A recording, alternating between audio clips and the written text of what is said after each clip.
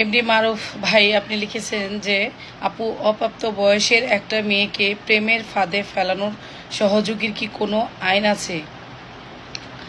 আইন তো ভাই আছেই, তবে আমি একটু বলি যে যদি কোনো মেয়েকে 18 বছর হয় না, অপ্রাপ্ত বয়স্ক একটা মেয়েকে কোনো ছেলে, বকাটে ছেলে ফুসলিয়ে অথবা হুমকি ধমকি দিয়ে প্রেমের ফাঁদে ফেলে এবং তাকে বাসা থেকে বের করে নিয়ে যায়, সেই ক্ষেত্রে নারী ও শিশু নির্যাতন দমন আইনের 7 ধারায় তার জন্য বলবৎ।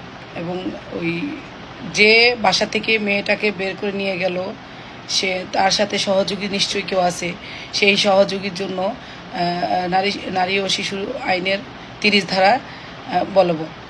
এখন আপনার যেই সমস্যা, সেটা এখনও এই ধরনের কোনো কার্যক্রম ঘটে নাই। তাকে প্রেমের ফাঁদে ফেলানোর জন্য সহযোগী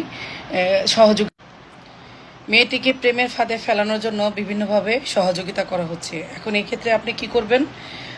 যথেষ্ট প্রমাণ থাকতে হবে। যদি প্রমাণ থাকে, প্রথমে ছেলেটাকে সাবধান করবেন, বা যারা সহযোগিতা করছে তাদেরকে সাবধান করবেন। তারা যদি সতর্ক না হয়, এই ক্ষেত্রে আপনি যে এরিয়াতে থাকেন সেই এরিয়ার থানাতে চলে যাবেন, সেখানে যে একটা জিডি করবেন। জিডি করলে পুলিশ তদন্ত করবে এবং আশা রাখি আপনি সুফল পাবেন। যেসব ছেলেরা এগুলো করতেছে, তারা নিজেরা জানেও না যে তারা জীবনে কত বড় ভুল করতেছে। কত শত ছেলে পেয়েদের দেখি কোর্টে আসে, এইরকম মামলা খেয়ে নিজের ভবিষ্যৎ নষ্ট করে ফেলতেছে।